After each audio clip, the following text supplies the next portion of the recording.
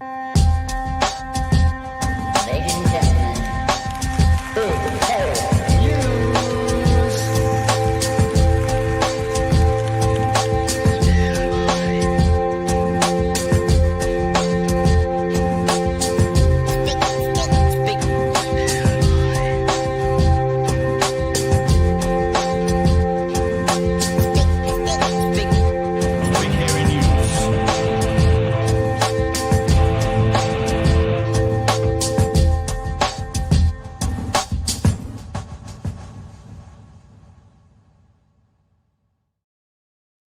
Hey, kia ora koutou e te whānau. Welcome back to another episode of Big Hero News. Kia ora, Chewy. How are you, sir?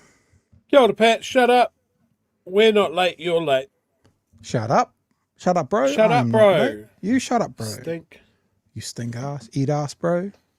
Eat ass. We are very hectic here in the, I'm going to call your location a studio as well, Chewy, in the 2 BHN studios. I was still editing 15 minutes ago to bring you some information around this Chris Hipkins press conference today. And as I'm talking to you, I'm trying to load up the Patreon page because I literally have nothing ready to go because I spend all my time on that. How are you doing? How's day been, Chewy? Well, this evening, Mountain Tui on Blue Sky said that I should have a look at some of the comments under our discussion from last night. And I was like, oh, man, don't make me go to Twitter. Why would you do that? And then I did. And look, this whole conversation around Chris Hipkins on Twitter is very different from literally anywhere else. Like, and I think it comes down to the sort of people in the New Zealand, the people that are interested in New Zealand politics on Twitter are a pack of baying hyenas who are just being absolutely ghoulish, and they think they're scoring points by going, oh, so you don't believe women now. Yeah, that's the funniest thing. It's repeated again and again and again. Now, at no point have we said either way. I had comments from people that are not on Twitter to me who know me. They said, hey, man, we saw the show last night. And I just want to say, I appreciate the very careful line that you guys were walking. And I'm just contrasting that with what I saw in the comments under that show on Twitter. And it's a fucking zoo. Yeah. Like, these people are trying to score some political points against Labour, against the left in general, against us, based on the incredibly toxic breakdown of a relationship with two children involved. Well, That's you know, shitty, and they should look at themselves. But we've identified this before. The reason they think that we're like going to do all these horrible things is because that's what they would normally do. Yeah, exactly. It's projection. It's like, of course, if it was Chloe and it was someone else, of course we'd have a crack. If it was Luxon and yada yada yada yada. Of course we'd defend Luxon. But the reality is, what seems to have tipped a lot of people over the edge on Twitter today, I put up 2 posts that were more commentaries around the conversation. In fact, Hayden Donnell, that used to be at RNZ, I think is now at Stuff, actually kind of said to me, there's a lot of people who are saying these sorts of things who are basically trying to minimise the report that the ex-wife is doing. And I'm like, at no stage have we done that. I did say to him, I can understand how in isolation, if you've seen this one post, you might think we are part of the pylon, but this one post is not about that. It's about, and this is what the post was, I think, it's about, which one was it? I did 2 posts today. I think it was this one. It was about cutting through the partisan bullshit. And people are going, oh, who are you to call people partisan? And I'm like, no, we're partisan. It's like, this is not an accusation because there was a post from quite a long time. And I think actually Mountain 2 was where I saw this come out. And I won't put it up. Because I don't need to. But the ex-wife mentioned in a Facebook post, it's alleged, and I'm going to say alleged because some people say it's not true, that it was on Casey Costello MP's page, alleges this, quote, if you're going to make random Facebook comments accusing people of things, at least back them up with evidence. So I put a post out that said quite simply, look, I agree with the ex-wife. We should stick by the standard that she wants which is that, because that's actually what we said last night. Wait for the evidence and we'll see. And then I put another one out, which was, what would the right-wing trolls be saying right now if accusations were made against Luxon with, as of right now, no evidence by an advisor to the Greens MP? Like, if you just reversed it, they'd be going, but that's assuming that she's an advisor to Costello. This is what the people have said through her time. Of course they wouldn't. They'd go nuts here. And what they're saying is that we're playing whataboutism. But I guess what I'm actually saying is this is what you guys would do. Where we're sitting is we don't know what's happening here. We don't know. We haven't taken a position. You guys have, and we're challenging your position because you don't fucking know either. Sorry to tell you this. And I have to say, like, there's a clear difference in the toxicity. I mean, I just dipped my toes in Twitter for it, and it's yucky. I had to have a bleach bath. But here on the left, we are not immune to it. There is a lot of speculation, and there's a lot of people playing offense based on rumor, speculation, and not enough facts. And at the end of the day, I just counsel people again. It's centered around a messy breakup that involved two kids. Like, we'll be looking at Hipkins' stand-up later on today.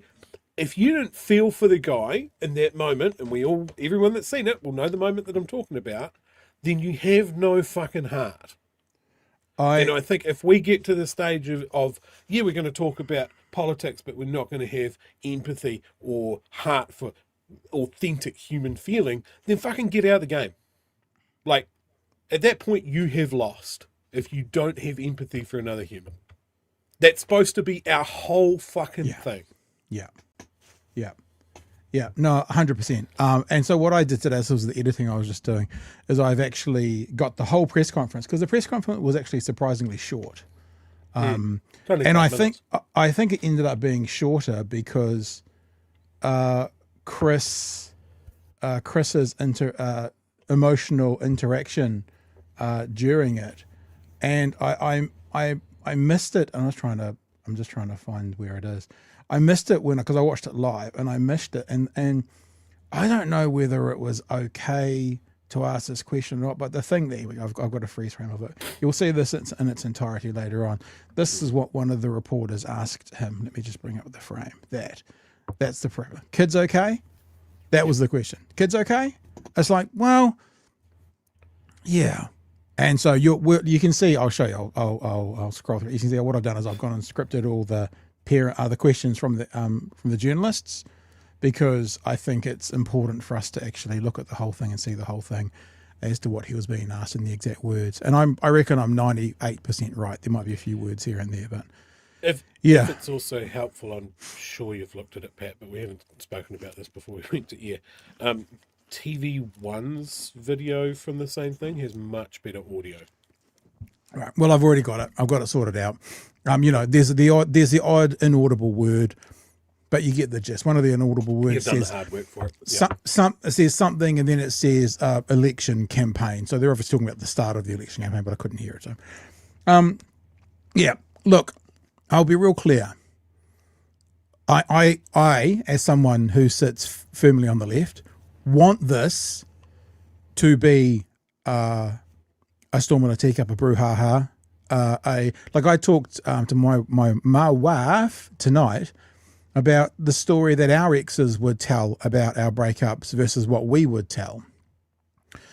And I know that my ex, I know that there was rumors being spread about me that were untrue because mutual friends told me. So, there's that element as well. But I also want to be careful, understanding that it's like the worst not the worst person, but sometimes it's terrible getting eyewitnesses at a car crash because everyone sees something different and they're all correct.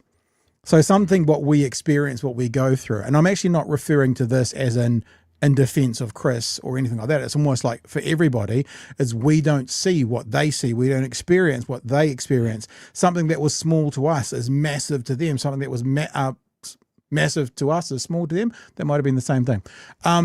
And so you got to put that layer on there as well. I don't know what the story is, but I'll tell you something. Now listening to Mr. Hipkins speak today, I am more than comfortable giving him my support, right? And until evidence is presented otherwise, not being able to say one way or the other, I'm more than happy to give Christopher Hipkins my support right now. Now, when I say support, people have been saying, "Oh, your boy's going to get rolled." He's not my boy. Well, not necessarily. I'm not an associated voter. But until otherwise, which I guess is kind of how we should operate, but until otherwise is presented, I'm accepting of Chris's comments now. And I choose to both stay there and reserve the right to change my opinion should other evidence present itself. What? Change your opinion when new evidence is presented? No, we don't do that. Yes. We dig a big fucking trench at the top of the hill and we defend it until the war is lost. That's how we do it, right? Yeah. Like, this is the other thing that I noticed that was consistent in all of those Twitter comments is that we are dyed-in-the-wool Labour supporters. We've had Chris on the show from the sound of it for he's for apparently our locked-in people keep telling us times a week. we're defending host. our biggest guest. We keep getting told. Oh, speaking Jesus. of, I got a secret. Tell me you haven't watched this show. Would you like to know a speaker? Speaking of big guests, Francesca Fiontieri, who does the Bitchuation Room from America. She used to be part of TYT. She's coming on. We've been talking. So we're going to get Franny on. Franny Fio is going to come and join us probably not join us because, of course, 9 p.m. here is 1 a.m. there, but join the show. So I thought it was kind of amusing that we keep getting told he's our biggest guest and we're defending him because he's our biggest guest. So actually, maybe not. I even saw in the New Zealand politics subreddit that everybody was just going, "Oh, okay, that's what the rules are now. We're doing rumours and personal attacks, are we? Well, I've heard this. No, don't do that." NZ Poll had a couple of shitty rumours about people cheating on their spouses and stuff like that. Don't do that. Because if and when more information comes out about this, if it is politically motivated and there are people stoking the fires behind it, I want to go after those people. Yeah. With a fire that will be frightening. Look, let me be really clear. We don't know what's going on here, but there are all sorts of, and I guess I'm going to talk about the rumors because I guess the right are talking about the rumors involving Chris. There are rumors about Mr. Lusk involved with this, a famous part of dirty politics. There are rumors that Annie O'Brien is involved with this. It was hilarious to see Cameron Slater today mocking people for using Grok to fact check things. When if you look at his feed, everything's asking Grok. There are some, but I did say this on day one. I said those same people who went hard at Mooma will go hard at this, and they are. It's the same people. So it's a part of that cycle. Be it true or not true, it's the same people. So you can be like, the danger here is in the urge to be first, to say the thing that catches. You're also first to be wrong. Well, I also think, and you'll hear it, like some things were dispelled today. Lots of scuttlebutt in the last 36 hours about, but the affair is definitely true. And he said very clearly today, no. Also, he's putting pressure on her with lawyers. No, what he says in the press conference, and I'll play it for you, sounds more like they are keeping their eye on who is publishing the lies.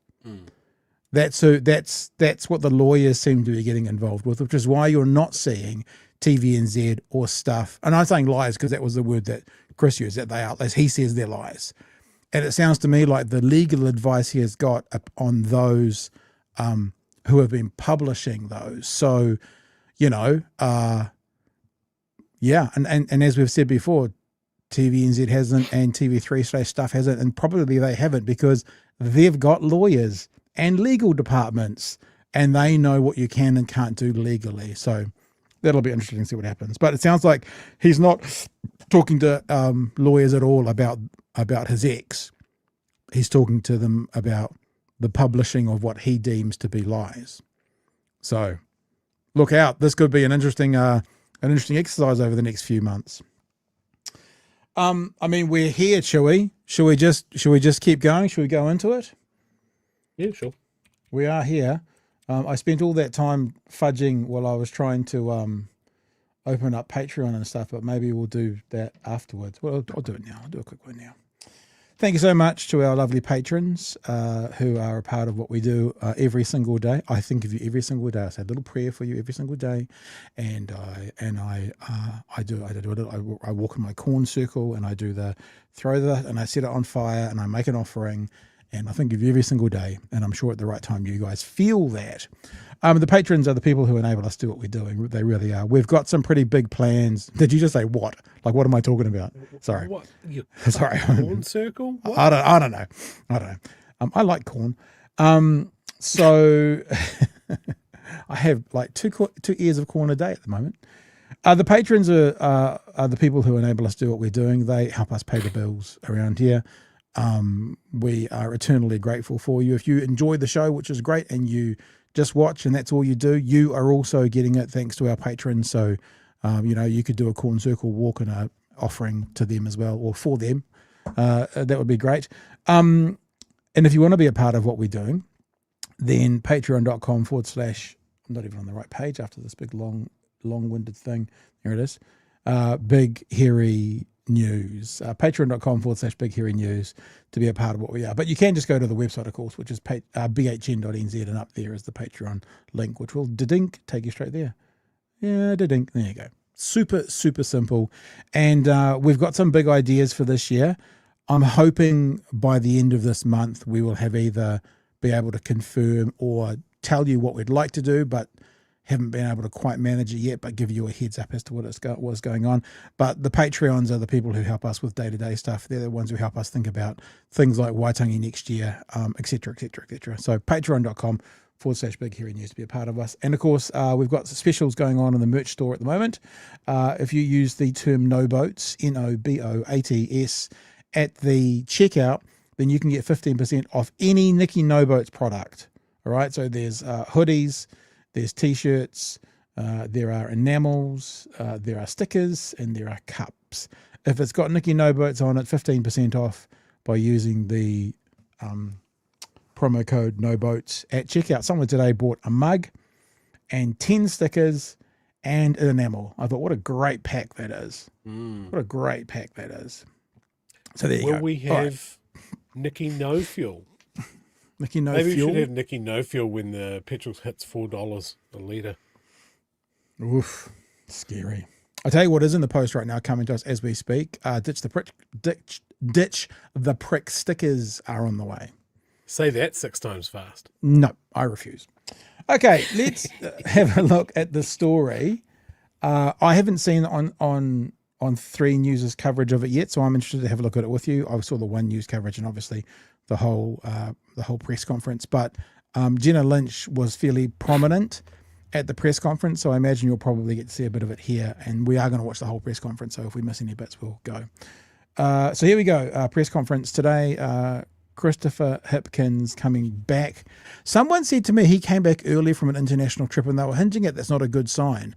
But no one in any of the reports has said he came back early, and it wasn't a mea culpa like I'm a bad boy. It seemed he explained some stuff, and he said I'm not going to participate in some stuff, but at no point did he mea culpa, which was interesting because some weren't expecting that after they saw him coming back. What they say were early. Let's have a look.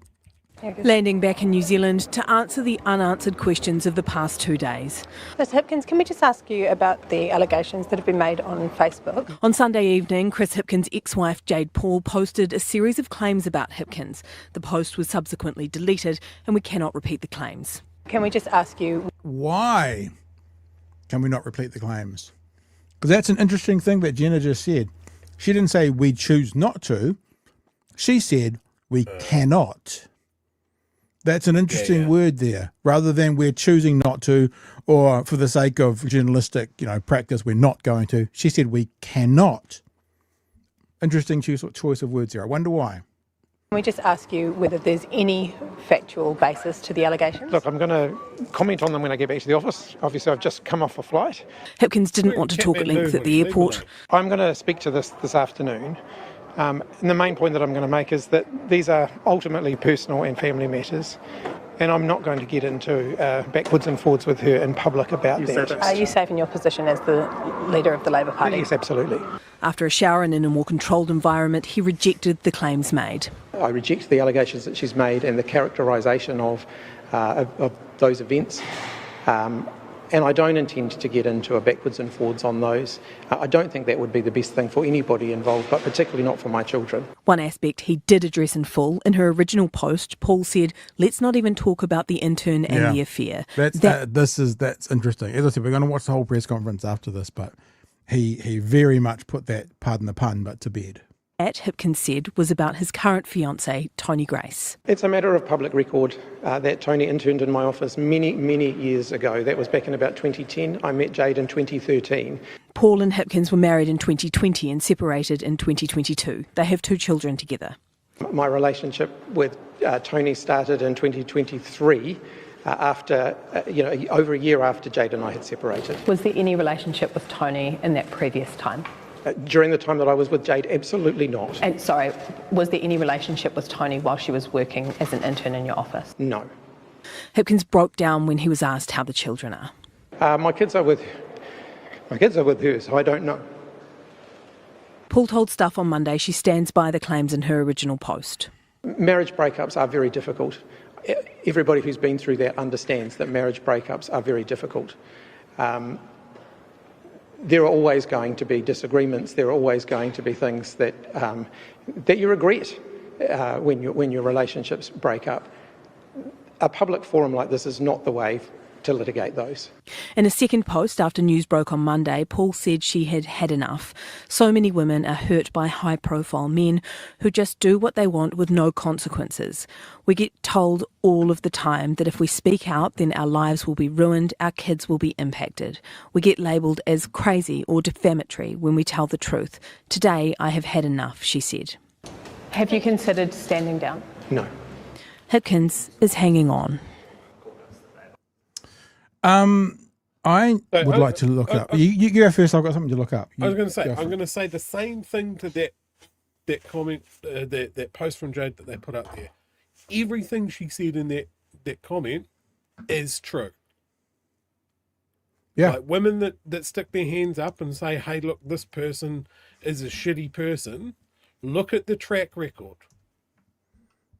That often happens. That doesn't mean that everybody that sticks their hand up and goes, this person has treated me shittily, is telling the truth. But what Jade said there is 100% correct. So this is why when the people are going, oh, so you don't believe all women now. This is why I want them to listen to me right now. You just don't have to form an opinion straight away based on nothing. There was an interesting thing that was said in that second post, and I'm just having a look at Annie O'Brien's page. She's blocked me, so I can't do much about it. Because she made a comment a couple of days ago, like, oh, they'll come out and they'll call her crazy, da-da-da-da-da. And then in that response, she said, they'll call me crazy. It was an interesting choice of words. It could be a coincidence, of course. But there are some accusations that I have no knowledge whether they are true or false, that she may well be getting a bit of coaching at the moment from various sectors. I think she's hurt, angry. You know, lots of very valid emotions for someone that's had a marriage breakup. Like, all of that can be true. All of that can be justified. But also anger makes you do things. And we don't know what it is. So this is the thing, yeah? Dr. Phil, wise man of the world, had the saying which it says, after the ignore everything I say before the word but. Now, I don't agree with him, but there is some truth to the idea that go, oh, I'm not racist.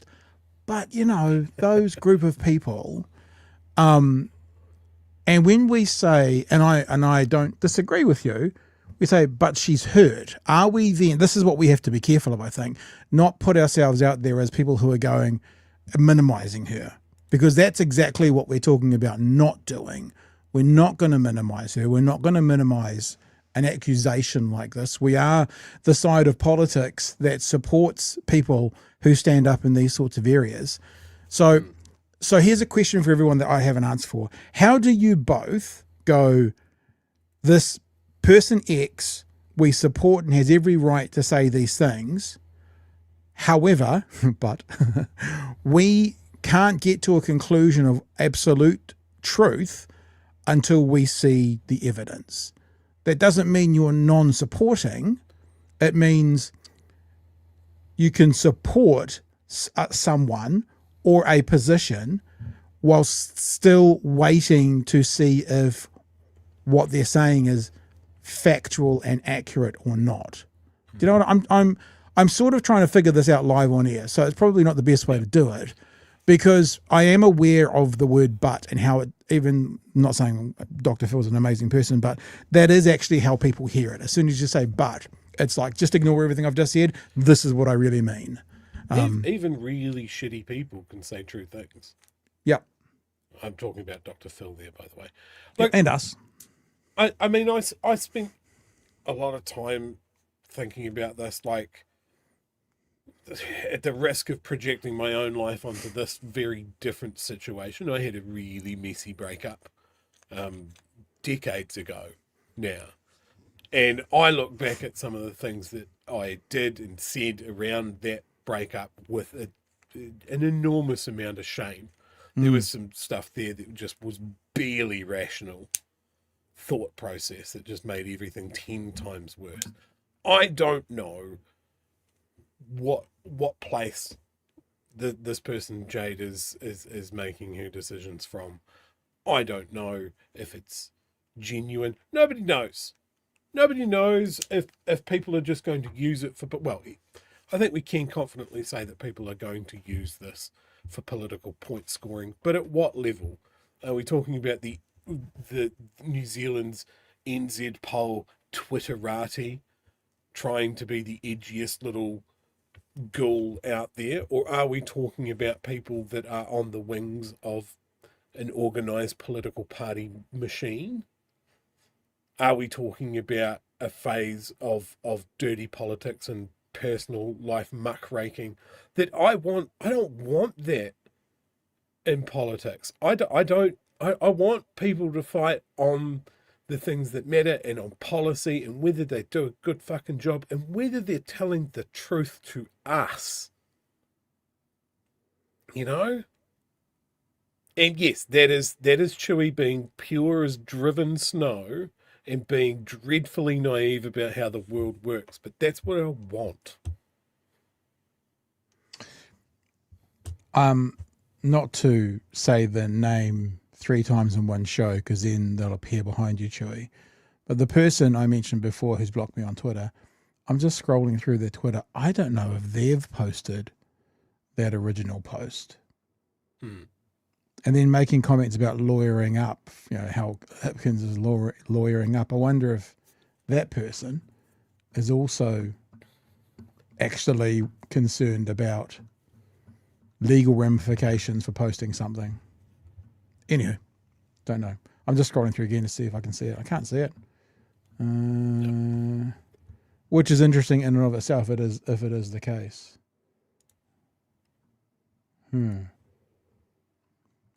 Interesting about the legal side of it, because it's on my Twitter feed. I didn't post it. Someone else posted it. So I wonder what I'm pretty sure it's not there. It's interesting in and of itself that that person hasn't put it on their Twitter feed. Let's do the press conference, eh? It is 5 minutes altogether, but to the best of my ability, at 20 minutes to 9 this evening, I was scripting the questions from the journalists. And I think it's important for us to see and hear the full thing. It's only 5 minutes. I think we will probably stop a couple of ways through it. And Chew, if you want to shout out for a stop, shout out. But people will have to read. Tonight, you are not brought here, my whānau, to lead. You are bought to read. That is what you are here for tonight. You will read along with us, and we will be, well, obviously you can hear Chippy's answers, and you can read along with us should you want to. Here we go. This is the full press conference, 5 minutes and 6 seconds. In the time that I've been in politics, I've made a very conscious effort to keep my private life private and to keep my family out of the spotlight, particularly my children. You won't find photos of my kids anywhere on social media. You won't find me talking about them beyond generic references to being a parent anywhere in public. I've made a real effort, based on a conscious decision I made when I first got into politics, that I would keep my private life private from my work, and I intend to stick with that. I'm aware that Jade has made some allegations or some references in a recent Facebook post. I reject the allegations that she's made and the characterisation of those events. So there's an interesting point. He both rejects what she says and the characterisation of those events. So this is what, I mean, this is not us running cover but this is what we were talking about, me and Chewy, about when we've had breakups and stuff. People will see things in different ways. So whatever those events that Mr. Hipkins is referencing right there, it sounds like what he's saying is, as is with every sort of, I guess, marriage breakup, there were some events that happened that might have been ugly between two people, but he's rejecting the specific characterisation that's been put in writing. That's how I read that, at least anyway. She's made and the characterisation of those events. And I don't intend to get into a backwards and forwards on those. I don't think that would be the best thing for anybody involved, but particularly not for my children. And so I don't intend to comment further on those specific issues that she has raised. I don't think that it's in anyone's interests to litigate those through the media. A lot of New Zealanders, though, they've seen these social media posts, they've seen the allegations she's making. What would you say to New Zealanders? I'd say to those New Zealanders that I'm putting the best interest of my children first. That was Sean Plunkett, by the way. The only question he asked twice was if Chippy had had an affair. So that was the only question he asked, and he asked it twice, which is just shows the level of sleazebaggery there is there. I'd say to those New Zealanders that I'm putting the best interest of my children first. I'll finish that and I'll come to you in a moment, Sean. Marriage breakups are very difficult. Everybody who's been through that understands that marriage breakups are very difficult. There are always going to be disagreements. There are always going to be things that you regret when your relationships break up. A public forum like this is not the way to litigate those. Very specifically, Jade has posted that you let her drive herself home from hospital gown after she miscarried her baby because you were too busy to visit her and bring her clothes. Is that correct? No, but I'm not going to litigate the details of any of those things publicly. I don't think that's in anyone's best interest to do that. You sent your mum to come and sit with her because you were too busy when she had a placental interruption between I've been very clear. I'm not going to debate these very personal matters to do with the breakup of my past marriage in public. Have you ever had an extramarital affair with a staff member while a Minister of the Crown? Yes or no? No. The next allegation. So just again, that was Sean Plunkett for a second time. Sean Plunkett was in the media stand-up with the story that's kind of, I don't know if it's a 50-50 mix of both tittle-tattle and the biggest political news story in the country today. And the only question that he wanted answered was if Chris Hipkins had been rooting around. That was it. That was his question that he wanted to have answered so he could take that to his audience the next day. So, again, level of the man. The next allegation that was made that Jade said, I asked Chris to help recruit for the kids' lunches. He told me that the kids were my financial responsibility on my weeks and he wouldn't help me. His dad offered to help me and the kids with groceries. And you told her to get off. Is that correct? No. Was there any dispute around paying for food? I'm not going to get into discussing what are ultimately personal matters in a public forum like this. I don't think that's in the interests of anybody involved. Have you sought legal advice about the post? Not about the post, no. You say that the claims are untrue. Will you take legal action?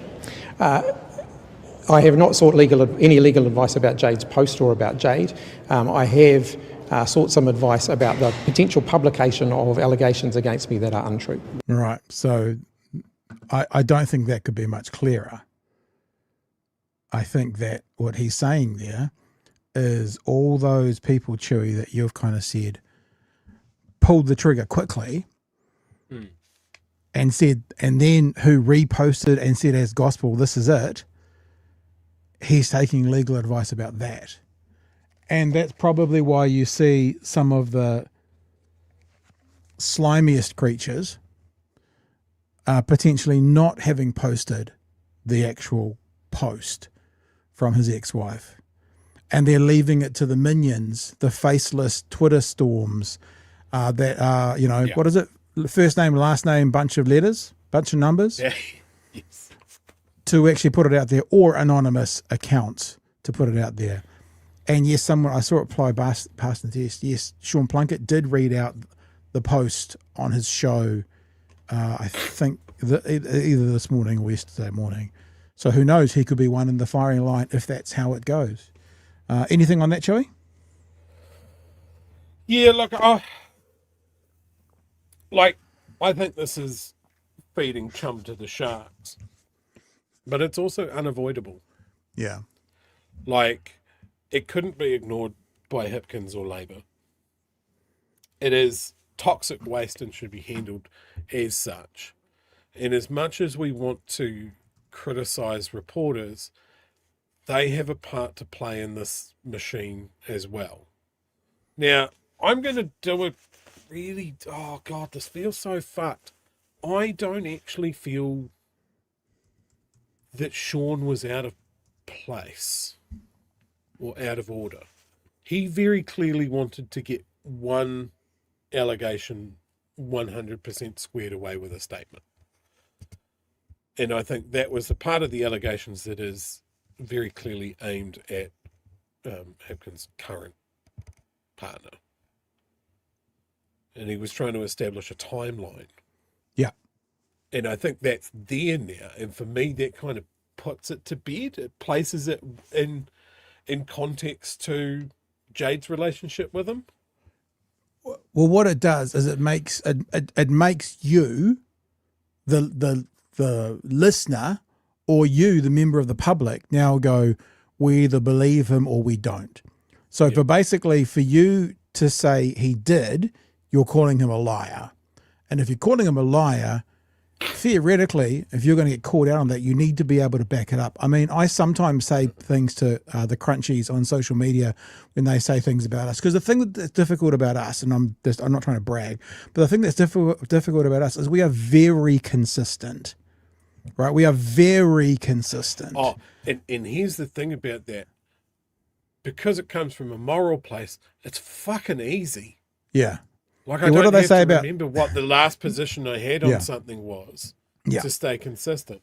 Yeah. And so when people say any other politician, because remember, they're projecting. When someone from the right says, "Oh, so yeah, we want to," you're talking about Uffindale. What about the person who punched the old lady at the Posey Parker? And we're like, yeah, we said clearly that was an assault, and that should be handed to the police. We are very consistent, and that's a problem for people who want to take you down a peg or two. I'm not saying our shit don't stink. We make mistakes, we get it wrong, but we're very consistent.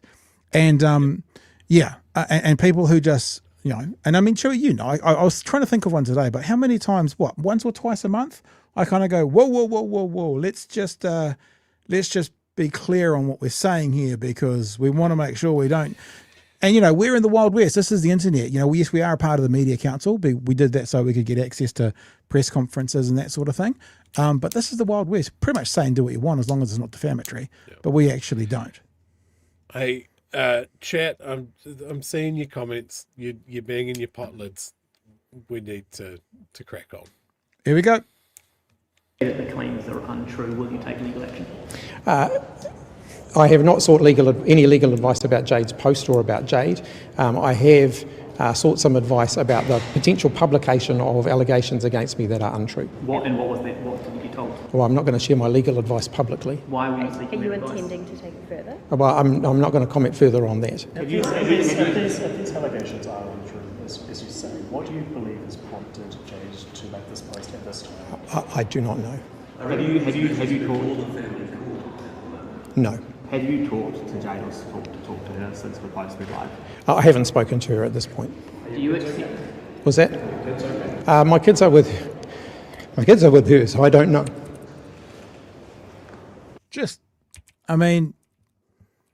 Chewy, is that the right question in this moment? This is about the kids. This is about the relationship.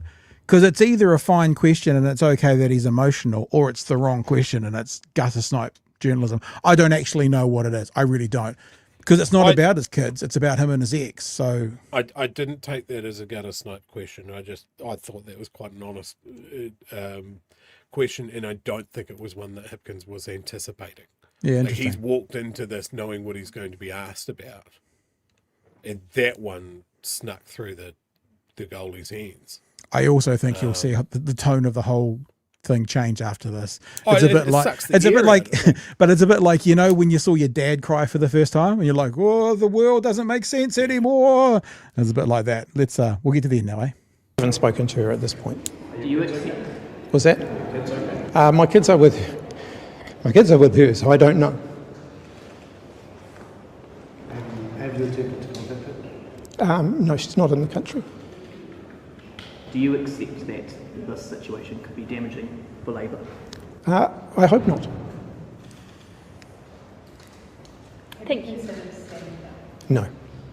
Have you thought it's just in your caucus that they're behind you on this matter? I've had a lot of lovely messages of support from Labour's MPs, and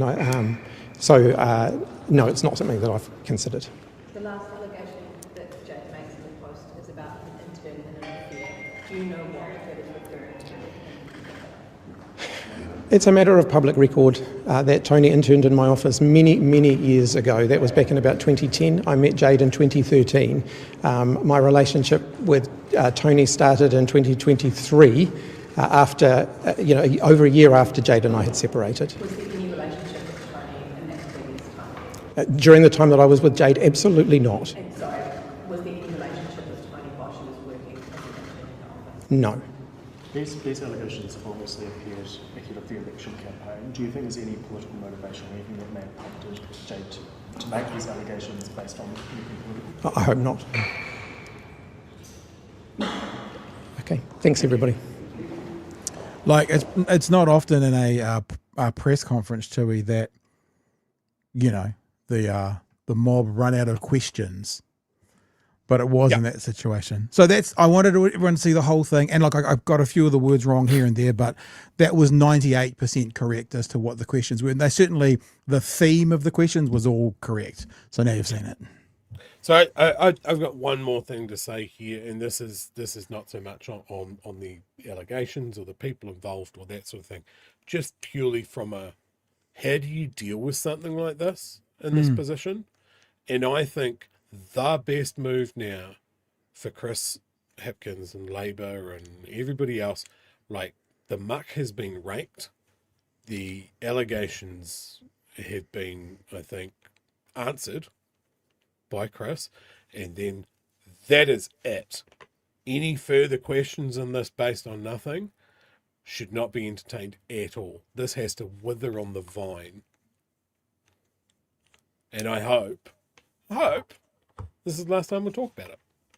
Yeah, I mean, I was actually thinking that this afternoon when I said at the start of the show, I'm more than comfortable to, and it's not that I'm saying I have any ill will to his ex-wife, but to sit with Chris, and I'm comfortable and happy with what he said, and I have the right, I reserve the right to change my opinion should other evidence present itself. And I think if other evidence presents itself, maybe it'll be another story. But as of right here, right now, it does feel like what else is there to talk about? Now, don't get me wrong. This will be a social media story for months to come, no matter what happens. Yeah. But. And I'm not saying we're a serious news outlet, certainly not serious, but I just don't know how much more adding to this or taking away from this will be, unless more comes from it, which I don't think it will. Like I'm going to try very hard not to engage with any of it, and just really, really focus on the true issues. And the big question I have is, do we have too many Chris's in Parliament? Just in general.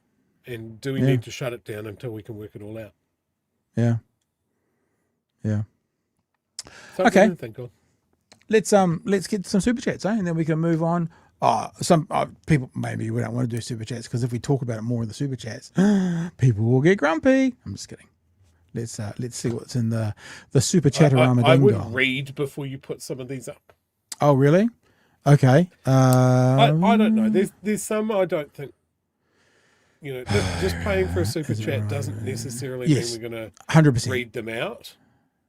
And there's some that we kind of spoke on the chat as like, look, we don't want to fucking feed this whirlwind by speculating ourselves and spinning out and sort of giving more time to rumours than anything else. Well, that's my personal view. Pat, you're the bus driver. I think if you've read some that you don't think we should show, why don't you go through and just star them now, like unstar them, then they won't be there. And then I'll bring up whatever is left over. And look, if there's a problem with it, email us and we'll refund you the super chat. But we have said since day one, doing a super chat is no guarantee that your super chat will get used. We do normally, but there's no guarantee. We're going to have a look a bit later on as well at are we going to look at it? Erica Stanford's bringing in a new coding system for how to rank schools.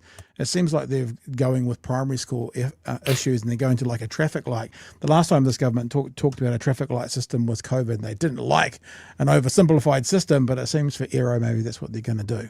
How are we going? Yeah. Good? Got rid of the ones that I don't want to talk about. Howie says... My captain's call. It is right to... You be captain, I don't care. It is right to question the integrity of a person who chooses to work with Costello. No doubt this is a manufactured hit. When you say I wouldn't agree completely with that statement, no doubt, I don't. That means it's a certainty. I don't think that's a certainty, but I understand your position. Shut up, bro. It's only 235 days until we vote, says Gold. Laura says the rumour mill at the drama farm is on fire. Arvid says rumour is David is the worst human being. Gold says not a rumour. That means not a rumour. That's a rumour.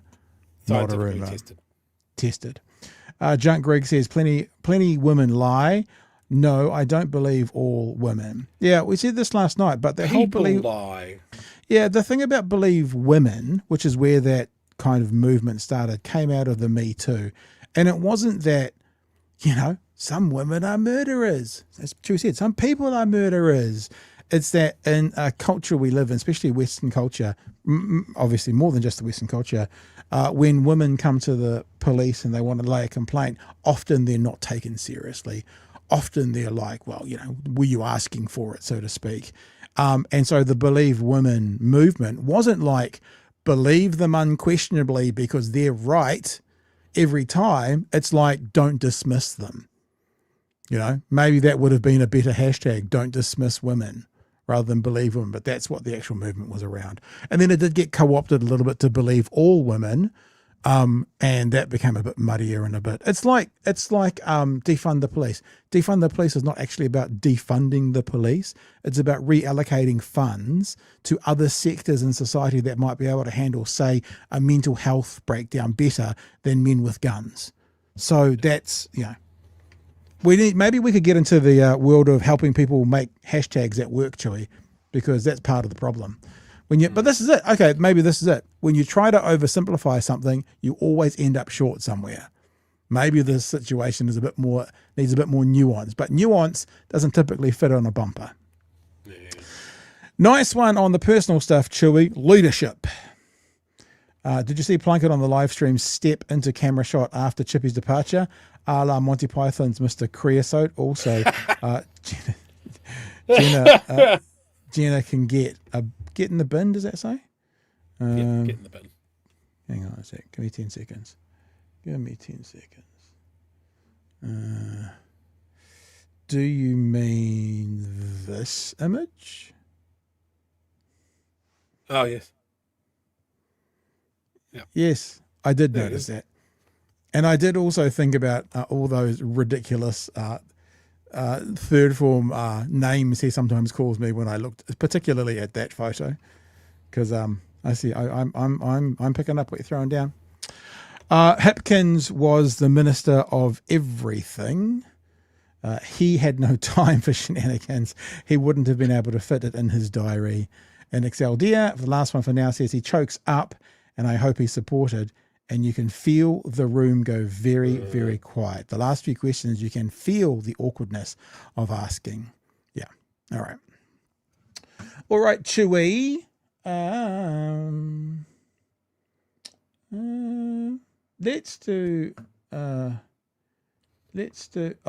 Let's have a palate cleanser. Because all y'all, we're talking about how bad our politics can be. I give you Exhibit A. I want to play for you. Well, at least one of your leaders is a child rapist. Well, Exhibit A. I just wanted to play this for you. And I want you all to get this feeling of this man-child, this large orange with arms and legs, giving out someone's personal and private and incredibly serious medical information.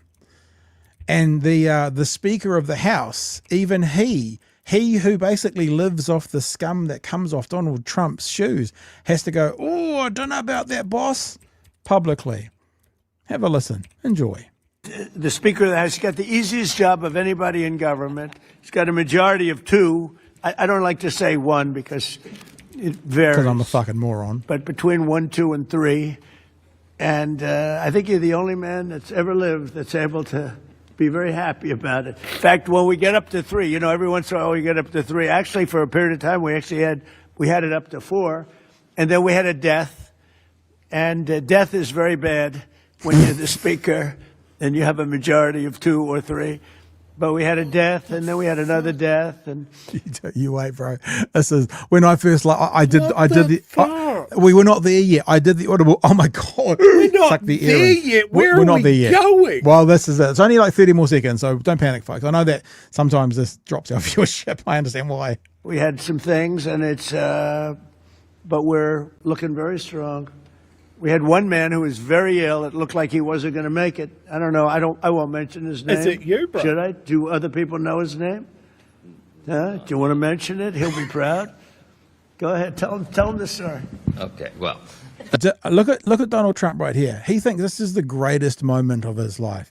He gets to tell a story about someone's terminal illness that hasn't released it publicly yet. Stay with us. thank you, Mr. President. Congressman Neil Dunn of Florida had some real health challenges, and it was very serious, and had a pretty grim diagnosis. And I mentioned it to the president, and I said, Congressman Dunn is a real champion and a patriot because he's still coming to work. And if others got this diagnosis, they would be apt to go home and retire. And what was the diagnosis? It was, I think it was a terminal diagnosis. He would be dead by June. Okay, that wasn't public, but yeah, okay, that's it was grim. That's what I was going to say. I don't think he's got his hand, his tiny little finger on the nuclear button. What the fuck? Look,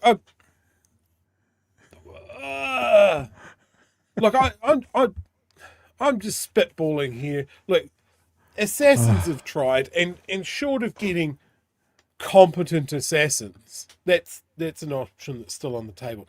Has anybody just tried putting a tablecloth over him and seeing if he goes to sleep like a parrot?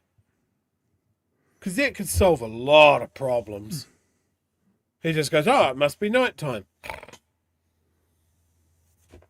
Just switch him off. Excellent. All right, that was just a little palate cleanser. Hope you enjoyed it. So what are we saying? When it comes to leaders of the country, things could be worse. Things could be worse. I mean, this is a guy. I'm going now.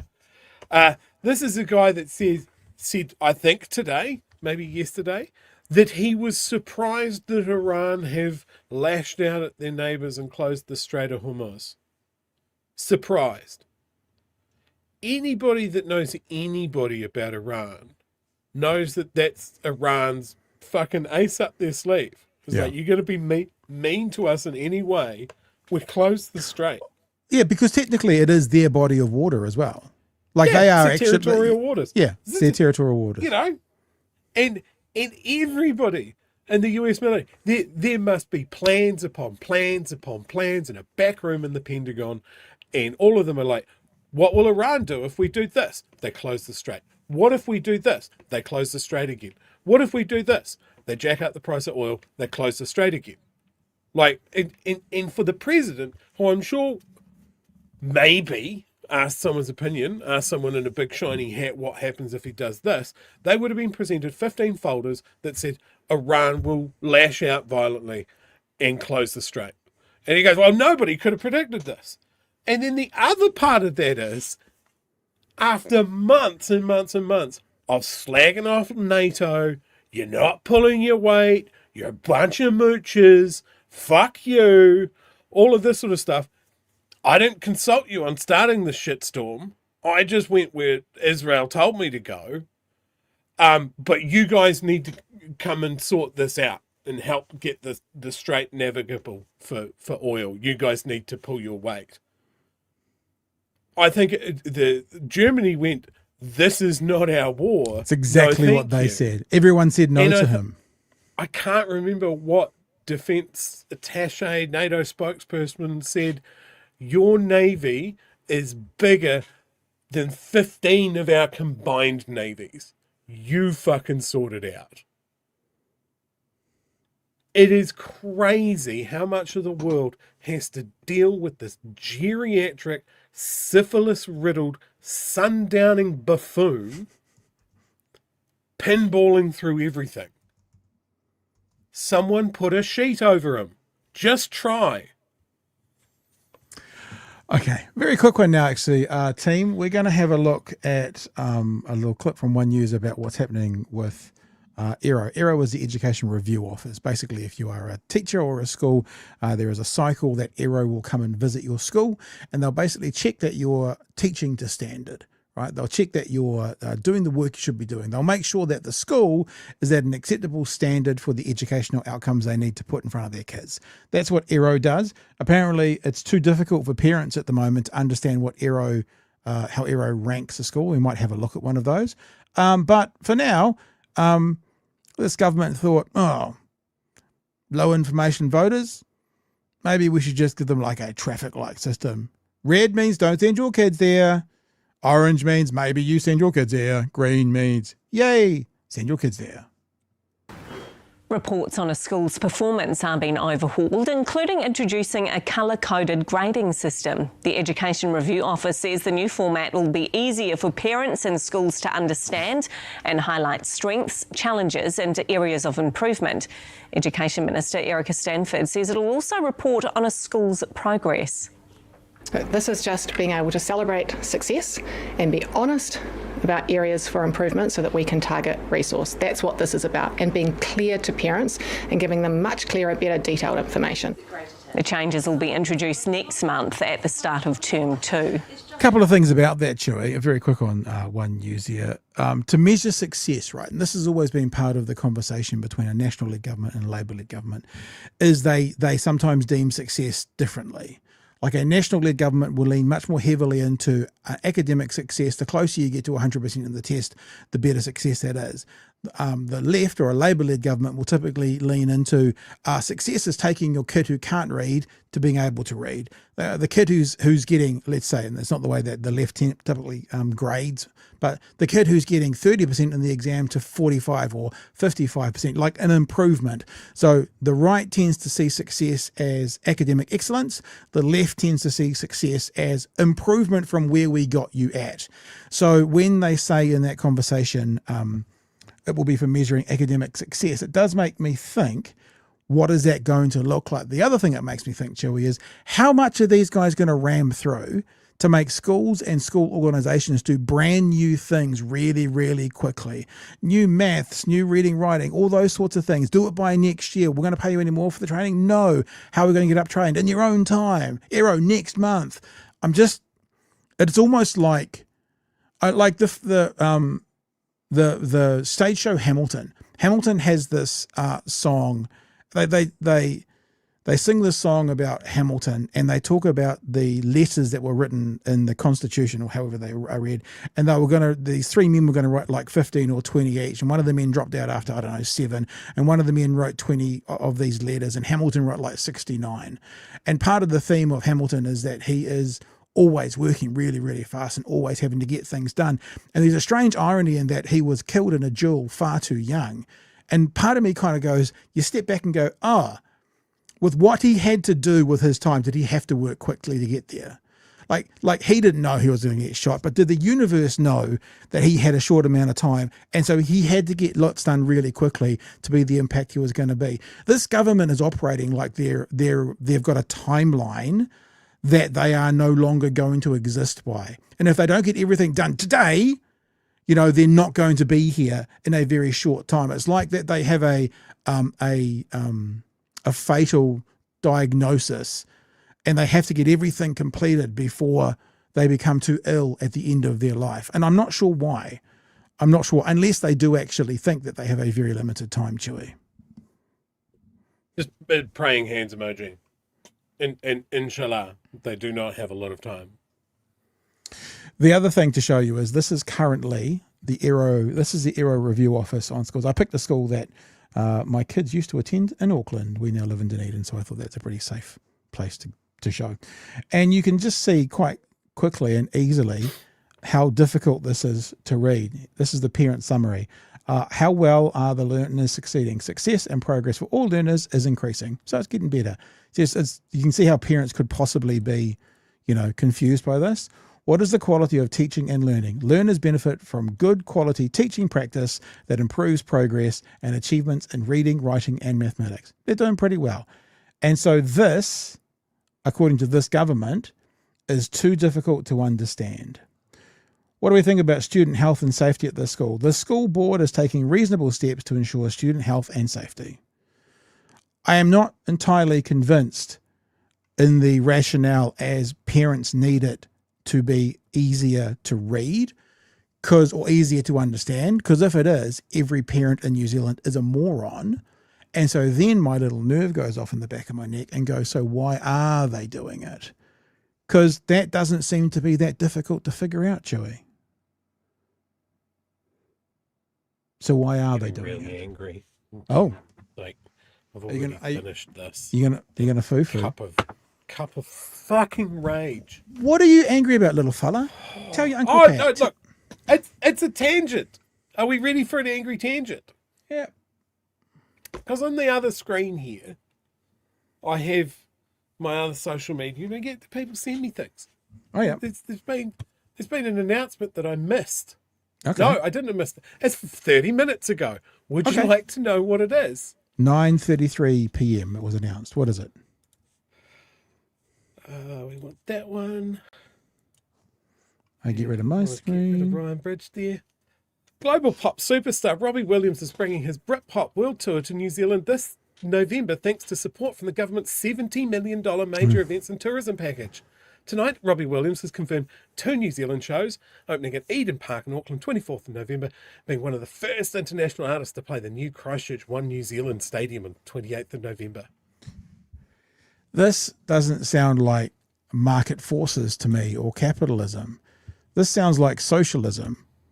I thought this government was about being fair to everyone and everyone standing on their ability to pull themselves up from the bootstraps. Why do we need to give $70 million to an international act to come to New Zealand? Well, in fairness, that fund is for a range of events, but this is a guy who's decades and decades of fame, touring the world, sold out shows. He does not need taxpayer fucking support.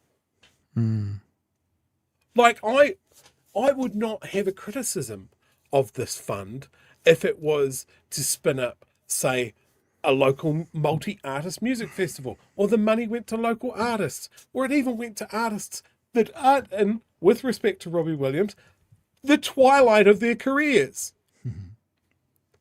The shit fucks me off. How much would $17 million do to our own creative sectors? You know, what if Homegrown wasn't just in Hamilton? It was also in Christchurch now because it was getting some funding. And suddenly New Zealand artists don't have to go to Winds as much.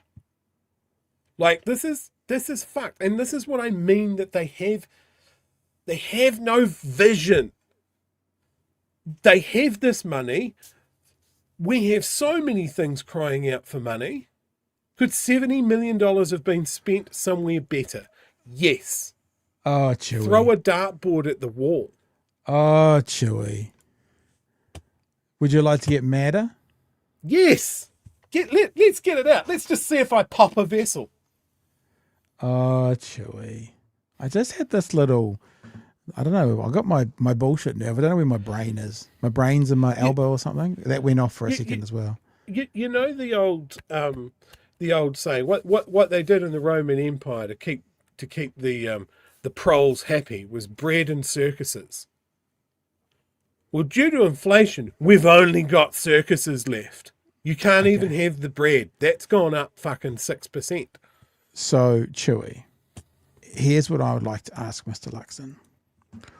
Why does Robbie Williams get $70 million for what will end up being a 4-hour gig in Auckland and a 4-hour gig in Wellington, when Luxon explained that the America's Cup, weeks of coverage, weeks of exposing New Zealand to the world, weeks of seeing, the beautiful landscapes and seas and oceans of our country.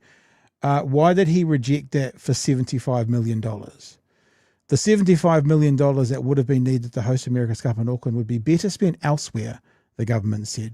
Let me just get you, I only just skim read this. Finance Minister Nicola Willis said New Zealanders understood there was no magic money tree, and the government, it's a bazooka. She's told the us about a government, bazooka. The government could not pay huge costs for everything. We just judged this at this time. Those resources were better in our hospitals, our schools, and other pressing needs of New Zealanders. She pushed back against claims the event, ready, would have brought in $2 billion to the Auckland economy. So somewhere in that press release, it'll probably say what kind of income it is due to bring New Zealand. And I guarantee it will be nowhere near $2 billion. So why can this go? So once again, now you kind of go, okay, logic here says something's different about these two things.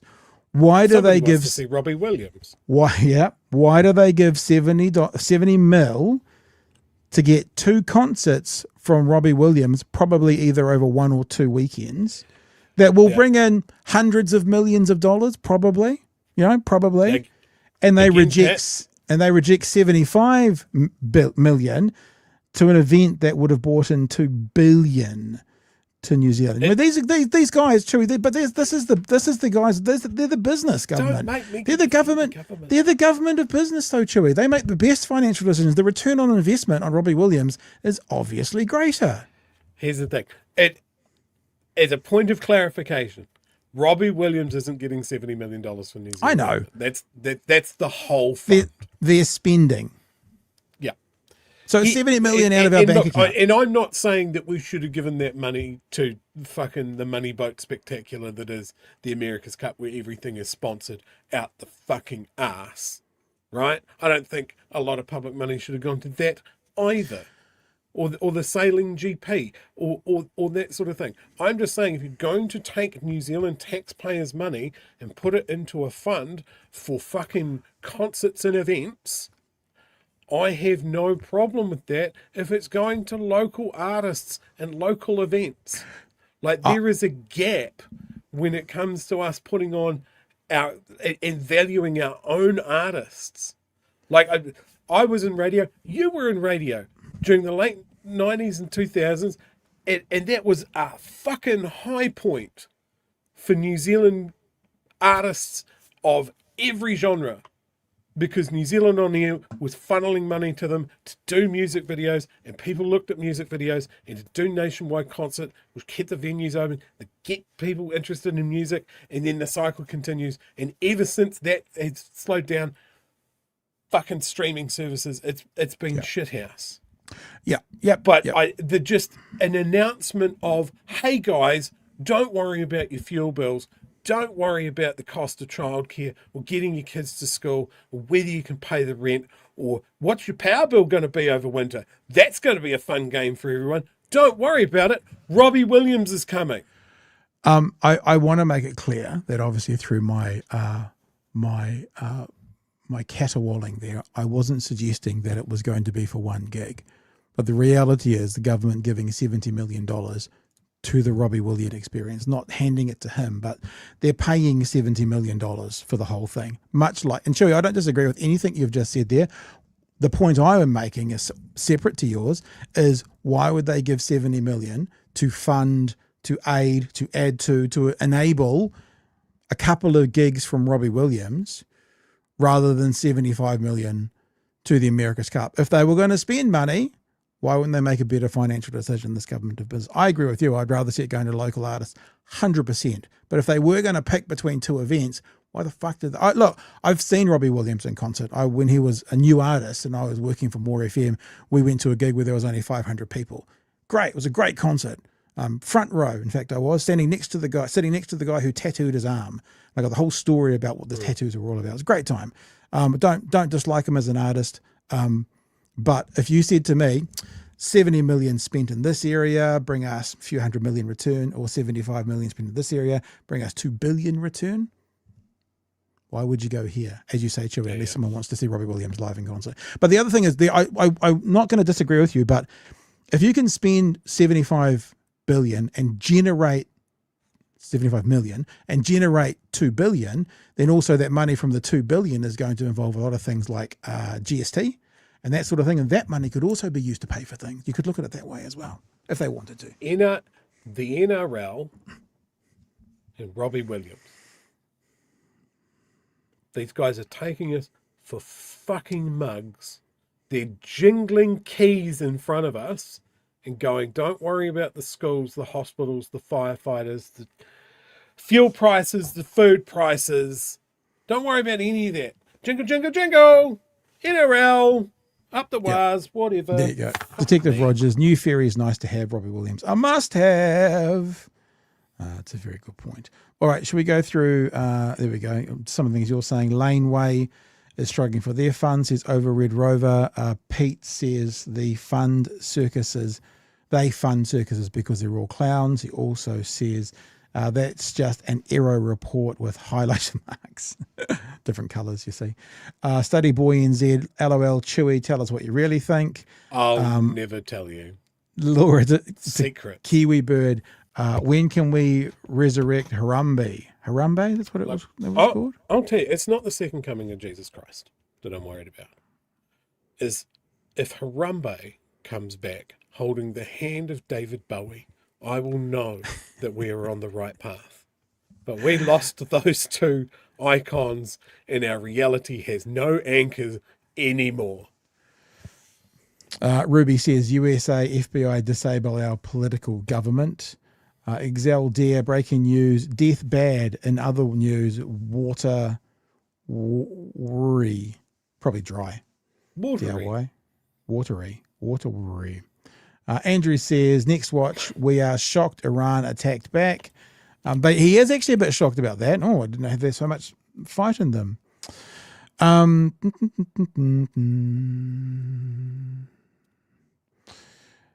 This relationship failed 2021 when Hipkins was leading our successful defence against a novel pandemic, baiting him for legal distraction through elections, says Table Salt Real. Table Salt Real. We got there. All right, Chewie. We've got one other story to go. I'm just getting rid of all of those, and because I'm doing it backwards, I'm trying to remember where we stopped.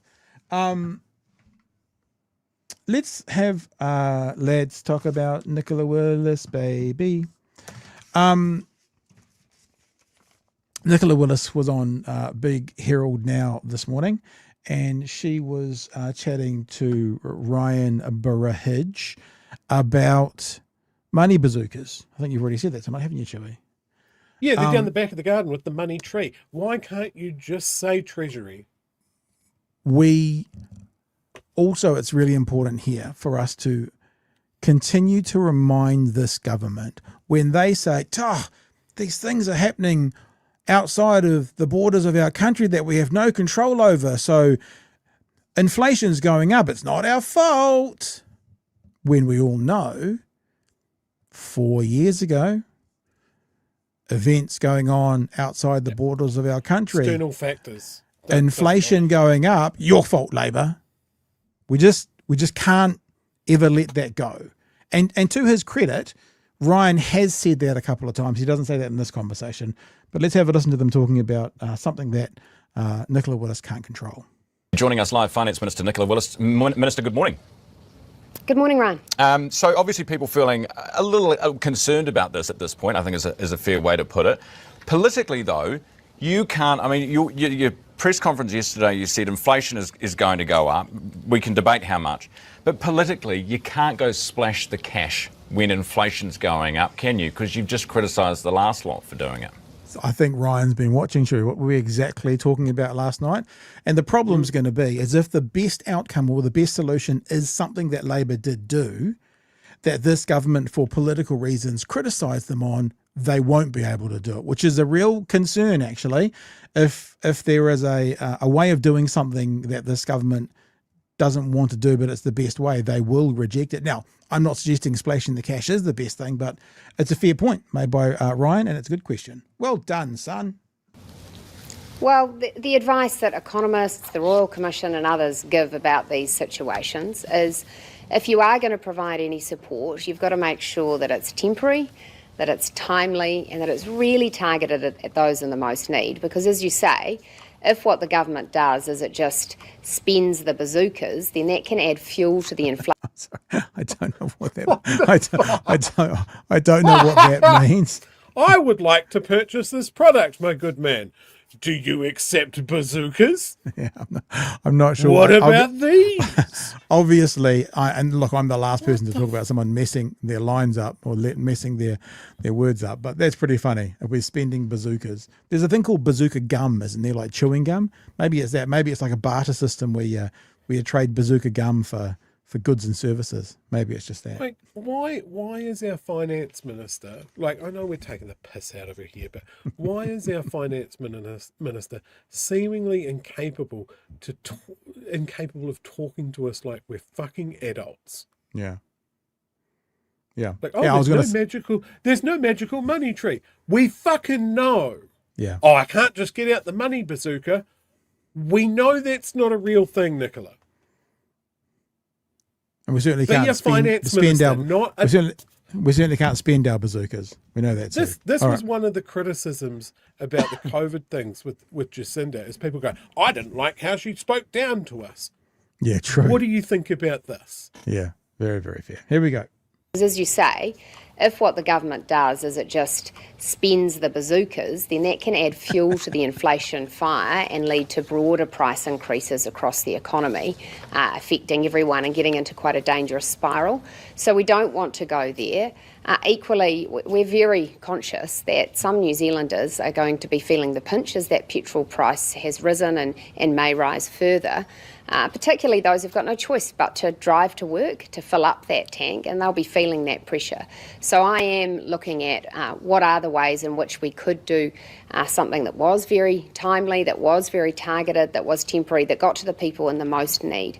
But the simple truth is that I can't stop the international oil price going up right now. There's nothing we can do, Chewy. And you listen to how far up her ass Ryan Bridge crawls to absolutely agree with her about external pressures. You guys are right. You're right. There's nothing we can do.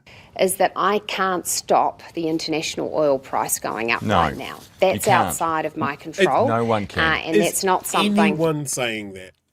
No. Has anyone suggested that Nicola Willis has the key to solving this whole fuel crisis herself? She's the one that can bring peace to the Middle East. No one is saying that. Maybe she could, though. She bring peace to the Middle East? Maybe she could. Let's send her there and find out. Active war zone Nikki. What a lot of people are saying is that there are measures that the government has cancelled that would have helped, that would have taken some of the edge off. What people are saying is that there's measures that we could be doing now that would help lessen the load. work from home, free public transport, all of these things, little things that stack up to a bigger result. What we've got is, I can't stop it. I also don't want to tell anybody what to do. Keep hoarding gasoline in your garage. Yeah. I mean, even bloody Seymour said yesterday when he was asked about people hoarding gasolines, he actually said, well, you know, they've got a right to do it, rather than being the acting Prime Minister and go, we would really advise against that. We want to be a community and look after one another. He actually said, well, they're entitled to if they want to. And then went on with this point. So, yes, don't want to tell anyone what to do. Right, we'll keep going with this. This has only got 20 seconds before we go to clip 2.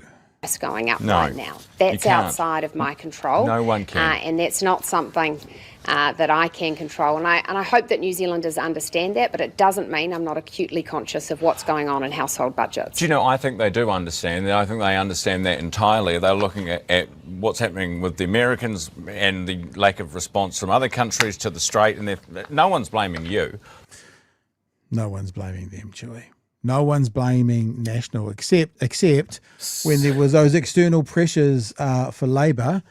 Every one of these guys was blaming Labor, but now no one's blaming. You know. Hey, look, Patreon fam. This is like, we often talk about how important you guys are to this whole operation, and sometimes we don't talk about what that money could go to. What we're currently looking to spend that money in is trying to sneak me into the New Zealand Herald building somehow at night under cover of darkness.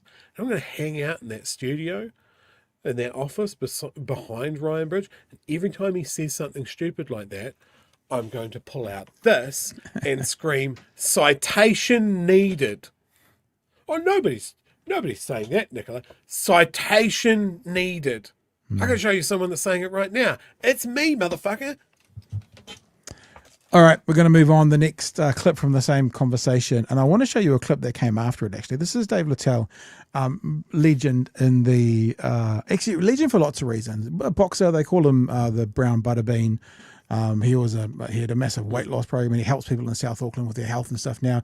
He actually was... he got quite close with Christopher Luxon, and then Christopher Luxon shat all over him, and he's told that story a few times.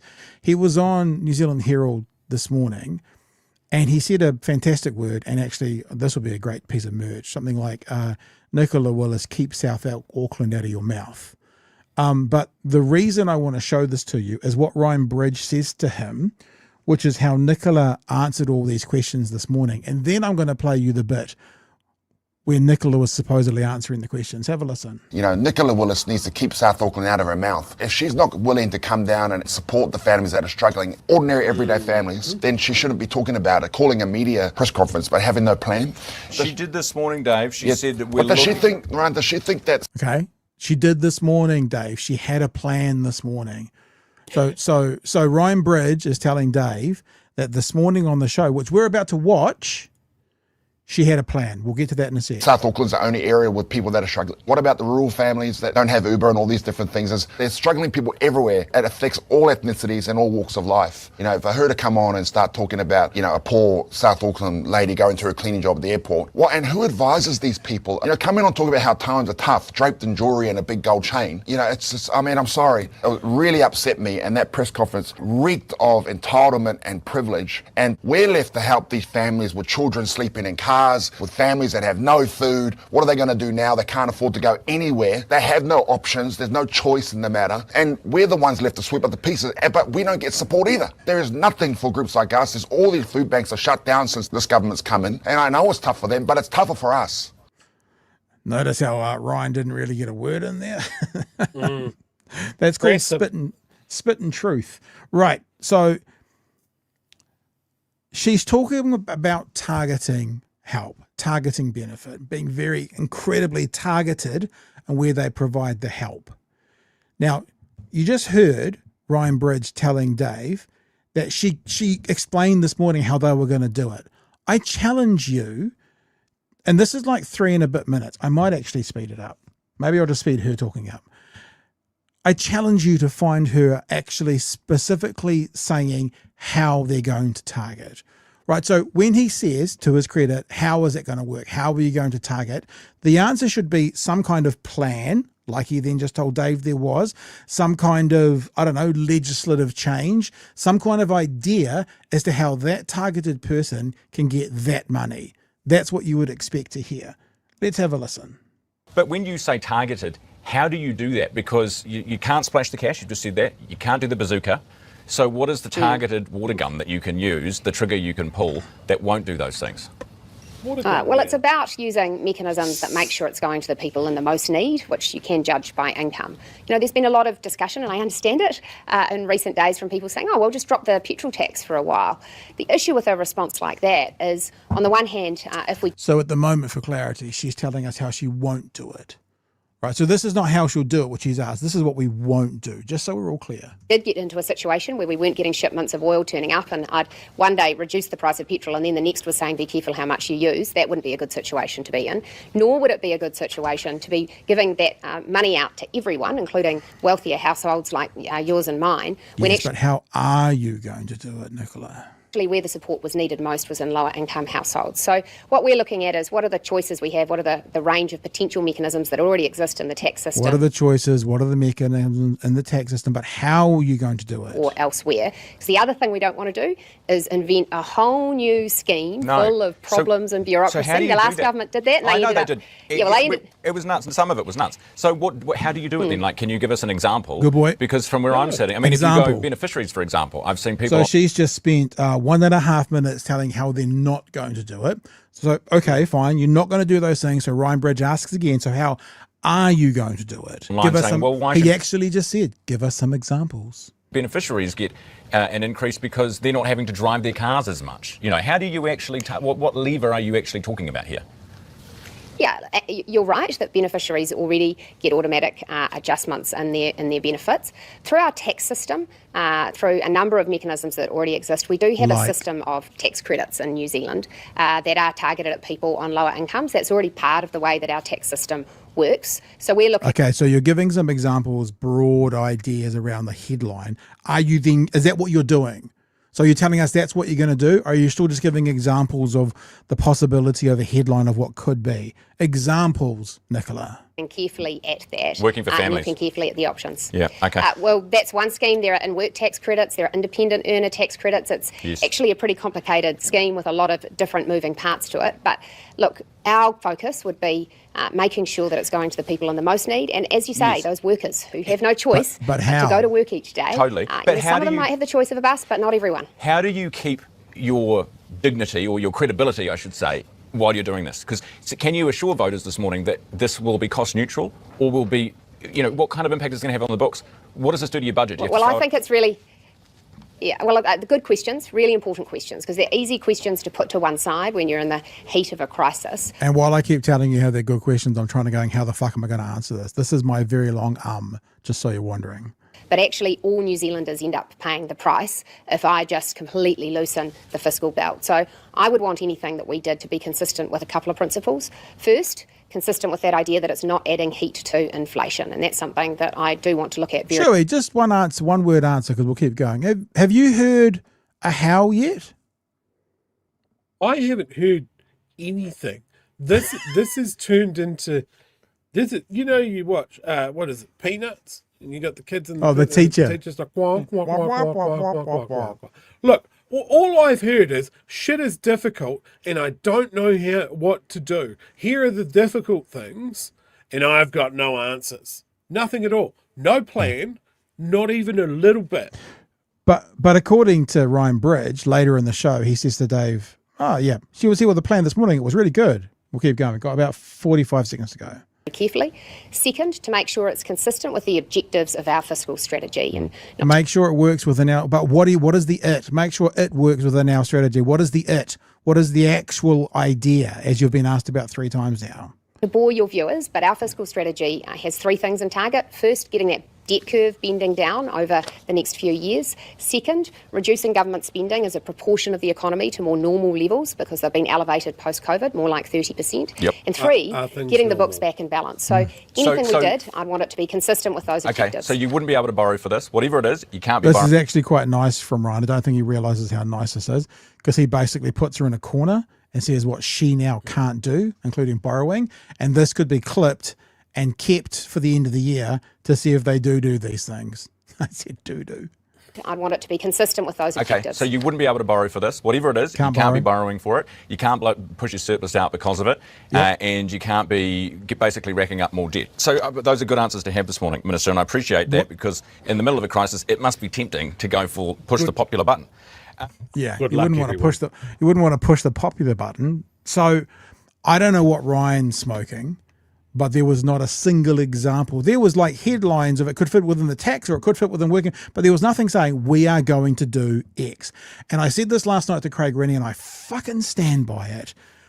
They are going to stretch out an answer for as long as possible to not, like Chewy, if it was excise fuel on excise tax on fuel, that could be pulled, that lever could be pulled tomorrow, ching ching, and be off the pumps that day.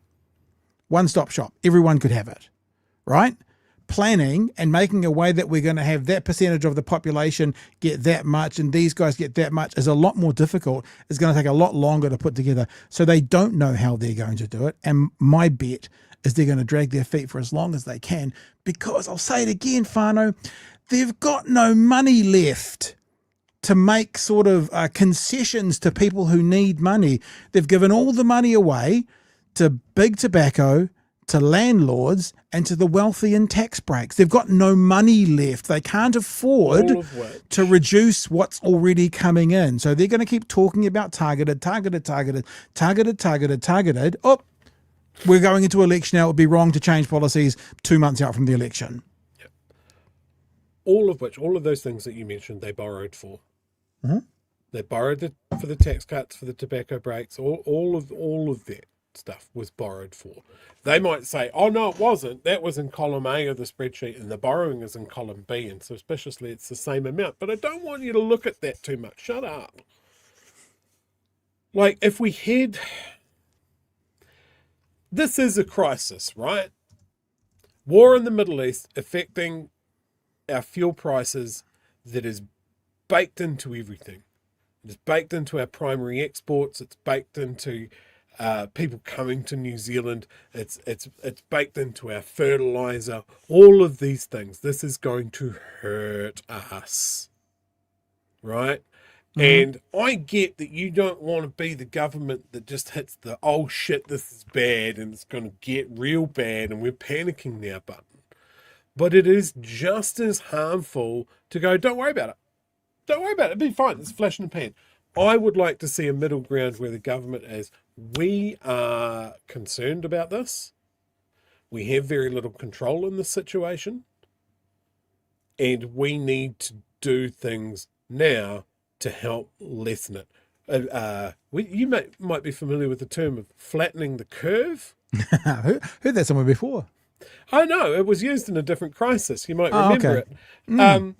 But the idea was that you didn't want a big spike that would fuck you over. And I think if they just go, no need to panic, everything's in hand. Don't worry about it. Don't change how you live your life. Fucking single trips in the car. Go do burnouts and donuts. Buy as much petrol and just pour it in the bed of your ute as you can. Like, absolutely hands off. We can't tell people what to do.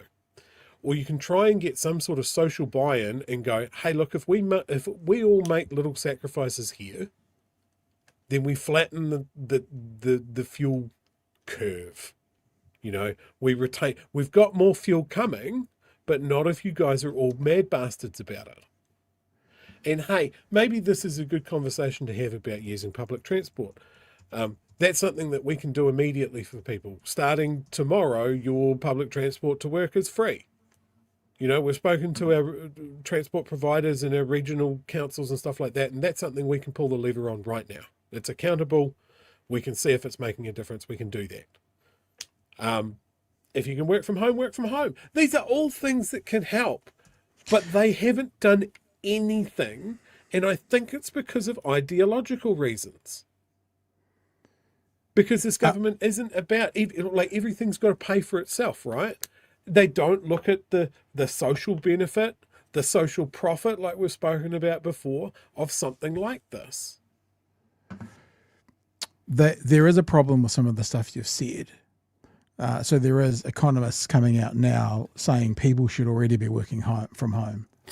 Right. Like that should be happening now. But what is the narrative if this government starts to ask people to work from home? The narrative is, oh, that's what Labor did, and we told them that was bad. Because social isolation, can't do that. Communities, this is the lie they told.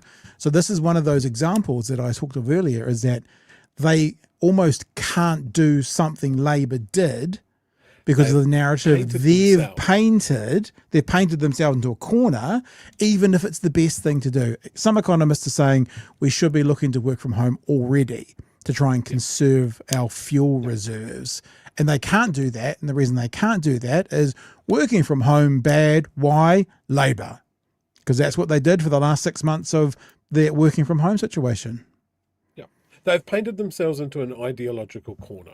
And this is the problem by using really ideology-driven politics sometimes, is sometimes you get a crisis land on your lap through no fault of your own. And the best solution is something that that you went, no, that's bad, the other guys did it. Yeah. And so you can't pull the trigger on it.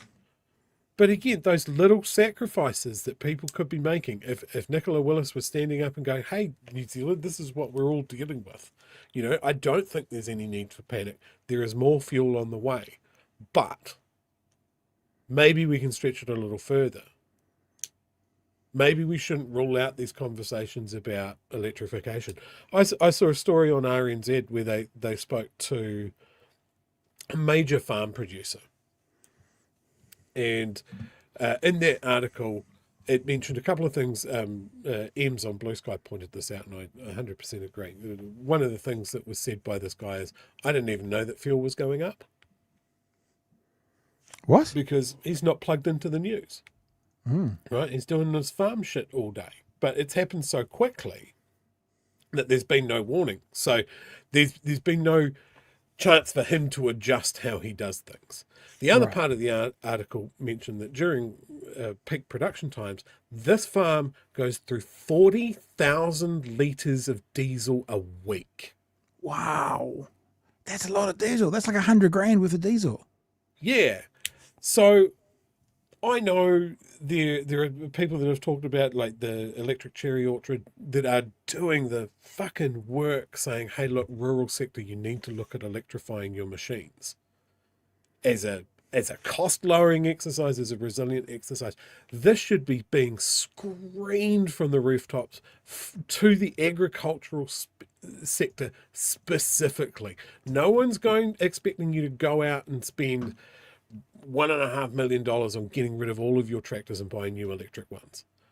But it's these things of like, well, have you thought of solar at all? Have you thought of replacing your oldest vehicle with an electric one? And you just start that process, because every time you do that, you are cutting your ongoing costs. Now, he's insulated because he's got 40,000 litres of diesel this week. But by the end of the week, it's gone. And then he has to go and buy another one. He's spending, I think he mentioned, $5,000 more than last week to do that again. So and we don't know how $5,000 high more. this is going, because America is run by an insane asylum. It's not just Trump, it's everyone around him. Nobody has their hands on the wheel, and our government doesn't seem to know how to handle him or the global situation. They don't want to tell us what to do because they've been criticizing Labor for telling us what to do in a crisis. Yep. And I just want someone to go, hey guys, do we need to put the brakes on this train because the bridge is out and we might need time to fix it? Or should I just put the hammer down and just let the passengers do whatever they want? Because that's where we're at. You've just reminded me as well. I have had a couple of email conversations with a guy called Mike Casey. Mike Casey is the guy I think that you're referencing from Electric Cherries. Cherries, spokesperson for Rewiring Aotearoa as well. There's some fantastic videos on social media.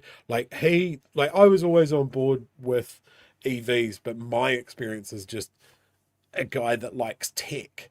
His is like, no, this is fundamentally, it's good for your margins.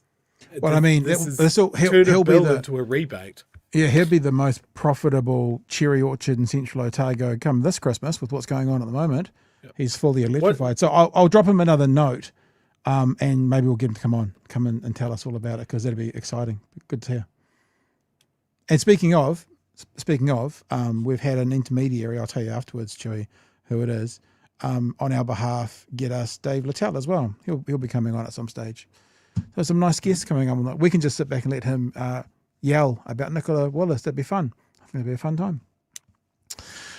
There is one super chat here. Obviously, it's an anonymous one because they just say, I work for IRD. She is full of shit. There you go. Easy. Thank you. I know people who work for IRD, and they'd say almost word for word. All right, team. I think that's us for tonight. I don't think there's anything else. Anything else, True, to going on? Anything going down? Anything happening? Anything? Oh, there's so much going on, Pat. Yeah. It's exhausting. Are we going to wrap up? I've got one thing. Yep. One thing before we go, because we talked about Erica Stanford and Latelli. ERO and all of that. Sorry, Dave Latelli. Yep. I just want to show this person's, like, sometimes it's good to be an outsider looking in, right? Like that one. Save your Juan. So this came across my Facebook, and I just think it's nice to see an outsider's perspective. And he's talking specifically about primary schools. Yep. And why is there no sound? He's speaking very softly, Joey. Yeah, he's very quiet. What the fuck? That is not working. Do you want to send it to me in the chat? Maybe I can do it. Yeah, I don't know what's going on there. I've always found Americans to be very quiet and reserved. Maybe that's what's going on. Maybe. Yeah, it's in the chat there. Just talk amongst yourselves. Joey, this better be freaking awesome. I mean, this is a real big build up now for this. Better be.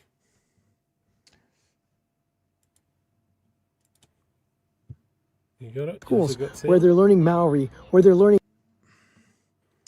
Bum, bum, bum, bum, So we'll forgive him his American pronunciation of Maori. All right, here we go. Is it this way at all New Zealand primary schools, where they're learning Maori, where they're learning Haka, where they're learning about the Maori culture as part of their experience? And it's not just another class, it's actually woven into what they're doing, where they're learning the language because it's part of everything that they do. They're learning about the values of the culture surrounded around community, or the staff, or the principal speaking the native language. My kids know much more about it than I do already. I'm trying to learn.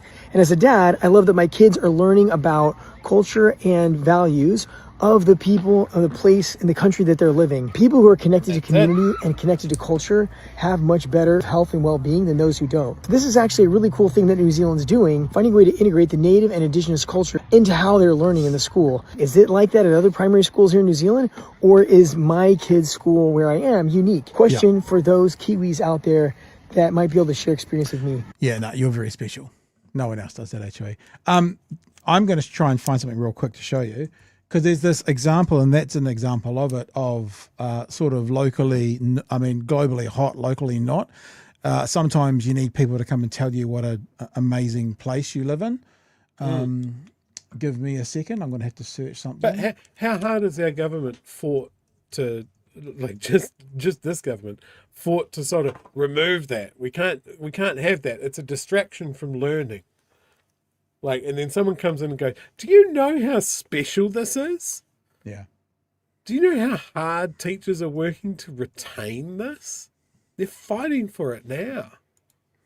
Probably not going to be able to find it, but I saw on TikTok the other day a woman who is obviously working in the health sector, and she she just experienced her first porphyry, and she was in tears, man. It's like she felt it and she knew it, and it was meaningful. And I saw it when I watched it. I thought about I thought, man, I don't think I've bookmarked it. I'm just looking through about 5. No, that's first time voter. Is that her though? Is that her? Give me 10 seconds here.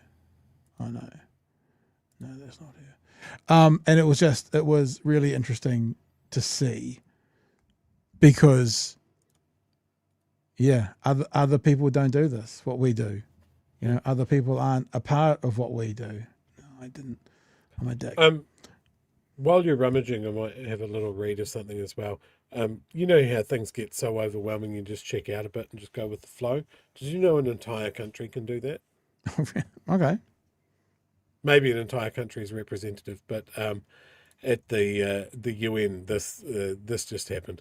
In a meeting of the UN, United Nations Security Council, Russia presented a resolution in favour of Iran, which was not approved by the United Nations. However, Pakistan did support that resolution. Later, in another Security Council session, a resolution was presented against the Iranian aggression towards the Gulf countries, which Pakistan also voted in favour of that. The United States told the United Nations that action against Iran was necessary because Iran was developing missiles capable of reaching Europe and the United States. The Pakistani delegate supported that statement. In response, the Iranian delegate told the United Nations the United States and Israel already possess missiles that threaten our security, so Iran also has the right to defend itself. And the Pakistani delegate supported that position. Wow. After the meeting ended, the President of the United Nations privately called the Pakistani delegate and said, supporting every resolution in every position like this is not a good approach. Pakistan should clarify its position. The Pakistani delegate supported the president's statement. Wow. Just agree with everyone. It's just easy. Check out. Just checking out. Easy. I can't find this for you, unfortunately, but that's all right. I can. I'll do it. I might find it there. But yeah, it was just nice to see, somebody outside of New Zealand understanding how lucky we are. Globally hot, locally not. Unfortunately, for some people. All right, that's us. We're done. We're going away. We're leaving on a jet plane. Don't know when we'll be back again, but we're going now. Is basically what we're saying, actually. Tomorrow is another day, and we will be back, I guess, at 9 p.m. Is there anything happening tomorrow night? Nothing I can think of. Oh, hello. You're bringing things in. Reddit. Bazooka cannons. Oh, Reddit. Sorry. Discord again. And Just a tree. coming in clutch. But aren't we supposed to be selling? And the money bazookas. But see, I wonder if she was meaning if we sell our money bazookas, if we sell our bazookas, then it's like giving them cash, because then they can shoot their own cash out. So our Discord are very clever. Genius. You'll have to show me one. You have to show me one day how to use Discord, Chewy. I'm sure that'll be a fun day. No, because we talk about you in there. Okay. It's best if you don't know. All right, fair enough. All right, guys. Love you to bits. We will see you tomorrow night from 9 p.m. for the next edition.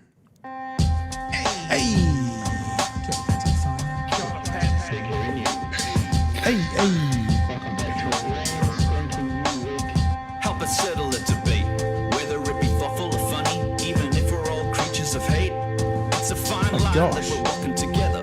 How did we get to blimmin' 10 to 10? We're wrapping up at 5:30. Oh, I can tell you that. I'm sorry. When the news that we're watching is hairy, knowing all the things that we need to be wary of. Like the rich have the hand out for rewards, while the many have to work at what they can't afford. And the rest of us ain't paying attention, or maybe have questions we're too worried to mention. Other media is still dwelling on trivial facts, vetting peas from the rice and the mice from the rats, and picking and choosing a war puff to run, linking ourselves with the hill to die on. It's gotta come down to a welcoming vibe with an A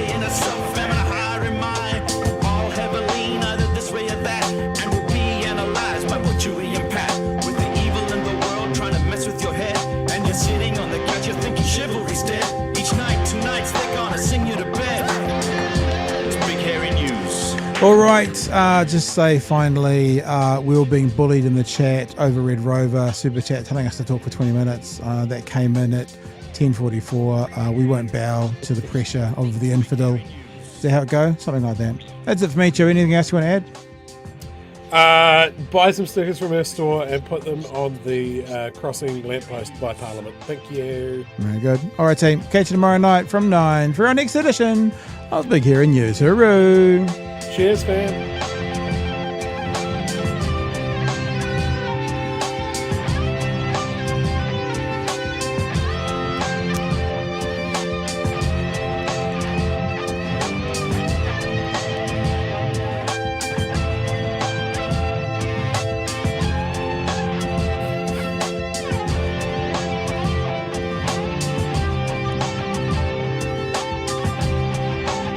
Ah, 11.